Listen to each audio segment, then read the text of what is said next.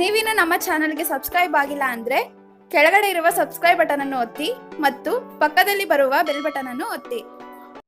ನಮಸ್ಕಾರ ಸ್ನೇಹಿತರೆ, ಕನ್ನಡ ಪಾಕಶಾಲೆಗೆ ಸ್ವಾಗತ. ಈಸಿಯಾಗಿ ಚಿಕನ್ ಕರಿ ಮಾಡೋದನ್ನ ತಿಳ್ಕೊಳ್ಳೋಣ. ಬೇಕಾಗಿರುವ ಸಾಮಗ್ರಿಗಳು: ಅರ್ಧ ಕೆಜಿ ಚಿಕನ್ ತಗೊಂಡಿದ್ದೀನಿ, ಅದಕ್ಕೆ ಅರ್ಧ ನಿಂಬೆ ಹಣ್ಣು, ಚಿಟಿಕೆ ಅರಿಶಿನ, ಸ್ವಲ್ಪ ಉಪ್ಪು ಹಾಕೊಂಡಿದ್ದೀನಿ. ಅರ್ಧ ಗಂಟೆ ನೆನೆಸಿಟ್ರೆ ಸ್ಮೂತ್ ಆಗಿ ಬರುತ್ತೆ ಚಿಕನ್ನು.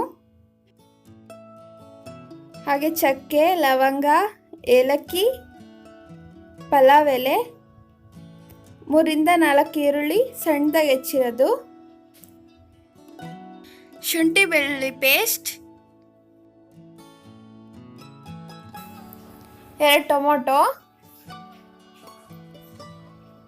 3 ರಿಂದ 4 ಮೆಣಸಿನ್ಕಾಯಿ, ಉಪ್ಪು, ಖಾರದ ಪುಡಿ, ಚಿಕನ್ ಮಸಾಲ, ಕೊತ್ತಂಬರಿ, ಕರಿಬೇವು. ಚಿಕನ್ ಕರಿಯನ್ನು ಹೇಗೆ ಮಾಡೋದಂತ ನೋಡೋಣ. ಒಂದು ಬಾಣಲಿಗೆ 4 ರಿಂದ 5 ಸ್ಪೂನ್ ಎಣ್ಣೆ ಹಾಕೊಂತಿದ್ದೀನಿ. ಎಣ್ಣೆ ಸ್ವಲ್ಪ ಜಾಸ್ತಿ ಇದ್ರೆ ಚಿಕನ್ ಫ್ರೈ ಮಾಡೋಕ್ಕೆ ಚೆನ್ನಾಗಿರುತ್ತೆ.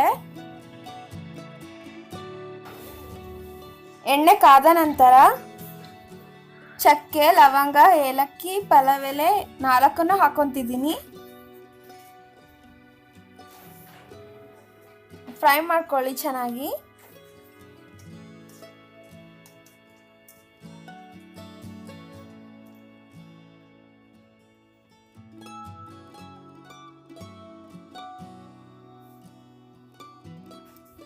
ಮೆಣಸಿನ್ಕಾಯಿ ಹಾಕೊಂತಿದ್ದೀನಿ.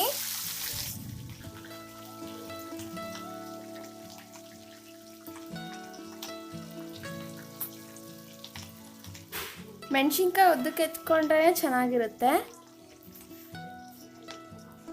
ಇವಾಗ ಶುಂಠಿ ಬೆಳ್ಳುಳ್ಳಿ ಪೇಸ್ಟ್ ಹಾಕ್ತಿದ್ದೀನಿ.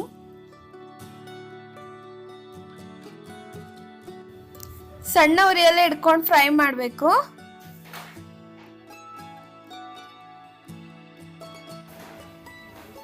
ಎಲ್ಲಾನು ಚೆನ್ನಾಗಿ ಕುದಿ ಬಂದ್ಮೇಲೆ ಚಿಕನ್ ಹಾಕೊಂತಿದ್ದೀನಿ.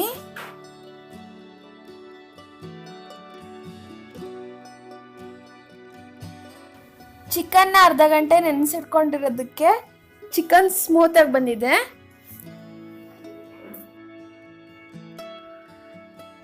ಎಲ್ಲಾನು ಚೆನ್ನಾಗಿ ಮಿಕ್ಸ್ ಮಾಡ್ಕೊಳ್ಳಿ.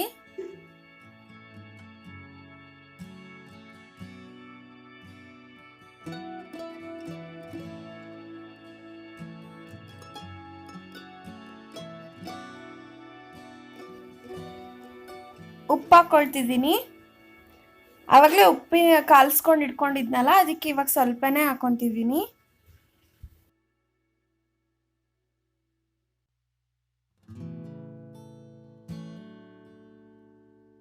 ಕರಿಬೇವು ಹಾಕೊತಿದ್ದೀನಿ.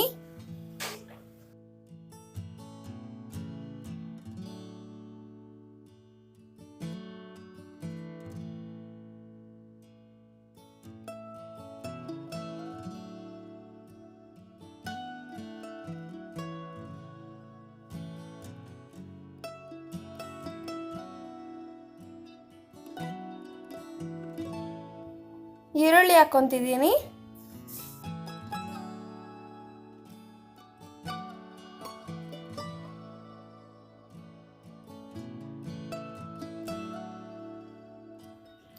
ಚೆನ್ನಾಗಿ ಮಿಕ್ಸ್ ಮಾಡ್ಕೊಳ್ಳಿ ಎಲ್ಲಾನು. ಇವಾಗ ಟೊಮೊಟೊ ಹಾಕೊಂತಿದ್ದೀನಿ. ನಿಮಗೆ ಗ್ರೇವಿ ಜಾಸ್ತಿ ಬೇಕು ಅಂದರೆ ಟೊಮೊಟೊ ಜಾಸ್ತಿನೇ ಹಾಕೋಬೋದು.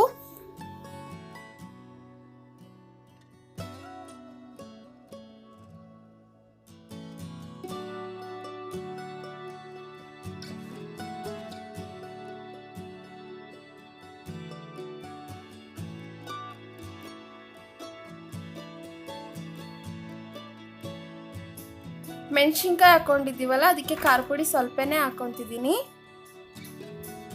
1-2 ಸ್ಪೂನ್ ಹಾಕೊಂಡಿದ್ದೀನಿ.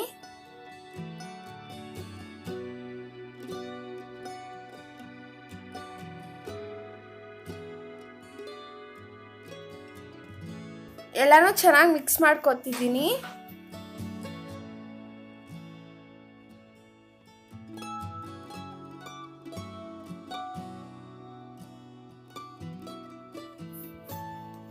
ಇವಾಗ ಚಿಕನ್ ಮಸಾಲ ಹಾಕೊಂತಿದ್ದೀನಿ.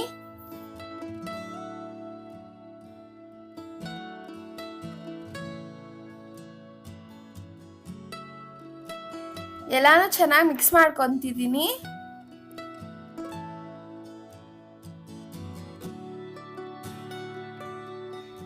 ಇವಾಗ 1 ಕಪ್ ನೀರು ಹಾಕೊಂತಿದ್ದೀನಿ.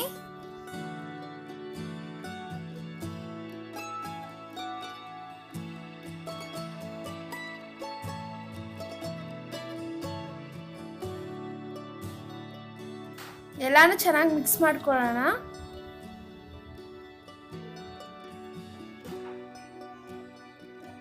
ಕೊನೆಯದಾಗಿ ಕೊತ್ತಂಬರಿ ಹಾಕೊಂತಿದ್ದೀನಿ. ಇವಾಗ ಚಿಕನ್ ಚೆನ್ನಾಗಿ ಬೆಂದಿದೆ.